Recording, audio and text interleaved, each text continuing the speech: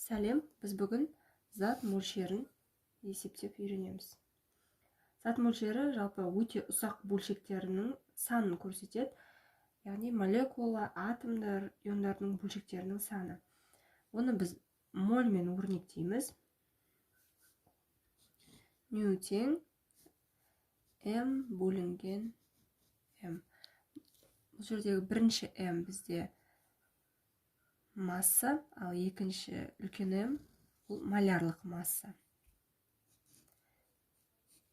N бөлінген n-а. Тағы да екінші формуламыз бар. Бұл жердегі n дегеніміз біздегі молекула саны, ал n-а Авогадро саны.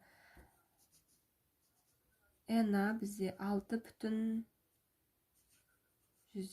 көбейтілген 10-ның 23 дәрежесіне тең тұрақты шама. Авогадро саны.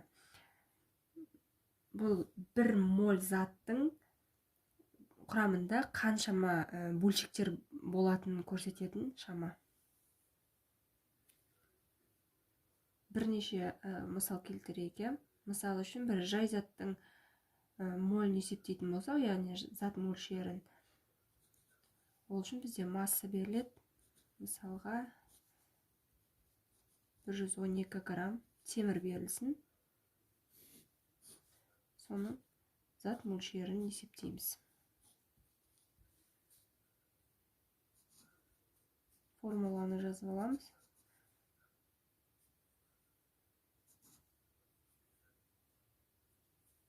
Масса бізде белгілі 112 грамм, ал малярлық массаны есептейміз. Темірде 56 грамм бөлінген моль. 112 граммды 56 грамм мольге бөлеміз. Грамм мен грамм қысқарады. 112-ні 56-ға бөлгенде 2 моль. Келесі есеп. Осы бірінші формула бойынша біз массаны есептей аламыз. Мысалға бізде зат мөлшері белгілі болса,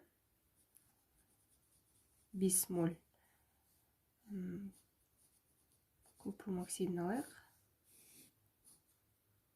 Массаны табуымыз керек. Массаны табу үшін біз зат мөлшерін малярлық массаға көбейтеміз. Мыс оксидінің малярлық массасын есептейік.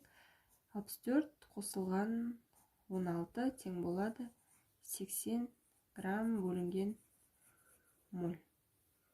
Енді массаны табамыз. Зат мөлшеріміз 5 моль. Көбейтеміз 80 грамм бөлінген мольге. Моль мен мольді қысқартамыз. Тең 400 грамм шығады. Енді молекула санына байланысты есеп шығарайық. Мысалы бізде молекула саны белгілі делге 12,4 көбейтілген 10-ның 23 дәрежесі. Бізге зат мөлшерін анықтау керек. Формуланы жазамыз. N бөлінген NA. Бізде NA тұрақты шама. Авогадро саны 6,2 көбейтілген 10-ның 23 дәрежесі. Енді есептейміз. Бізде N 12,4 көбейтілген 10-ның 23 дәрежесі. Бөлеміз 6,2 көбейтілген 10-ның 23 дәрежесі. Шығады 2 0.